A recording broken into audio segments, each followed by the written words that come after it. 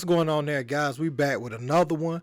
And today we got to talk about what Draymond Green had to say about Domantas Sabonis not shaking the hands of the Golden State Warriors after the series. And I went back, I found some video to try to locate Domantas Sabonis in the fray of people. And we're going to play a little game of Where's Waldo. And I want y'all to help me out. If you see Domantas Sabonis anywhere in this video, this matchup, it was kind of like a friendly rivalry to me, the same way the Suns and the Pelicans were last year. You know the relationship with Willie Green and Monty Williams. You know, Willie Green on his staff, then he goes and coaches the Pelicans, and so after the series, it was a lot of love there. Same thing kind of with Mike Brown. Even though Mike Brown, you know, he's been a head coach in this league in LeBron's younger years and everything. And so he's already been a head coach, but he was instrumental on Steve Kerr's staff. You know what I'm saying? So it was a lot of love amongst the players. Even, you know, it spilled down to the players. I think we've seen Fox on Draymond's podcast in season last year. Mike Brown, you know, they were playing chess, because that's one thing about having an assistant coach like Mike Brown, who's been a head coach, go on to get his own team, is very hard to game plan against them when you've had them in those locker rooms with you. It's hard to go against. That's why it went 7 games, you know, and then Steph just Stephed. But, and Looney, you know, his dominance on the boards can't be understated either. That was like Rodman in Game 7 versus Indiana, you know, when the Bulls got down big and he came in off the bench and dominated the game with rebounding. It was very similar. But we're going to listen to what Draymond had to say, and then I need y'all to see if you see Domantas Sabonis in this frame anywhere shaking any of the Golden State Warriors' hands. I did not see it at all, but help me out. Lost a lot of respect for Sabonis. You don't shake guys' hands after you lose. I don't respect that. I once left the court when we lost in Game 7 of the Cleveland Cavaliers, and I went to my locker room and I sat down and I said, this don't feel right. And I walked back out on the court and I showed everybody love. You lost. Deal with it. Pay your respect. That was whack to me. That's whack. Like, but I wouldn't necessarily even say lost respect. Like, but I don't respect that, and that's whack.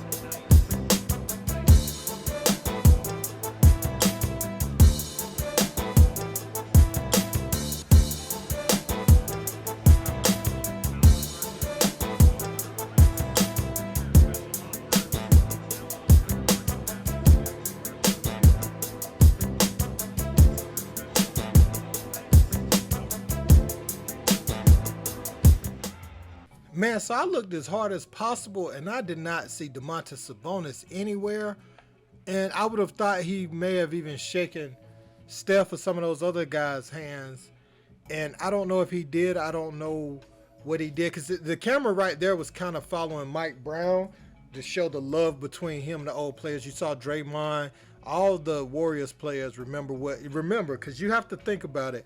He took over when Kerr was sick last year. He was the coach some games in the playoffs. So these guys have been to war with Mike Brown in as recent as last year. So he played a pivotal bridging role in that championship last year. So there's a bond there. I don't know if Sabonis shook anybody's hand prior to the whistle and dipped off the court or anything, but this would be a bigger story today if Draymond had done that or someone else. Draymond spoke on a story where he did something similar, walked off and came back out and, kept the gamesmanship as far as coming back out and shaking the opponent's hand. You don't want to talk trash or play a hard-fought series and go to the locker room. That's the whole thing with the bad boy Pistons and everything, and Michael Jordan. That's what all this is about, really, for the most part, with Isaiah Thomas and MJ, something that old. And this could be a teachable moment for Sabonis. I feel like he was punked in this series. He was punked by Draymond with physical play, and Looney asserted his dominance on the offensive glass and just roughhoused him, throughout the series, really. But that last game, those 5 offensive rebound possessions were just brutal. And so Sabonis should have delivered more physical play. I mean, every time I looked at him, his eye was bruised. He was down on the floor in pain. And I tell you what, he's not his father for sure. If Sabonis was like his father, I ain't talking about the Portland one that most people are familiar with. I'm talking about the one that was playing, was it for Lithuania? And he was playing against David Robinson and them. That one that was dunking on it, that was a Olajuwon level center for sure. And he was bigger. And so if he was like that, the Warriors would have been in a different, they've been in a different situation in this series. But I feel like Sabonis, everything was just too methodical, man. He was playing like he wasn't sure of himself, and he was scared of the moment. I mean, you could see it because he has more ability than he showed, and I feel like he got so in his own head, he knew how terrible he was in the series that he didn't want to shake hands, and that's not cool. Whether you bring it or not, you want to keep the game, the ethics of the game, and that's shaking the opponent's hand once it's over.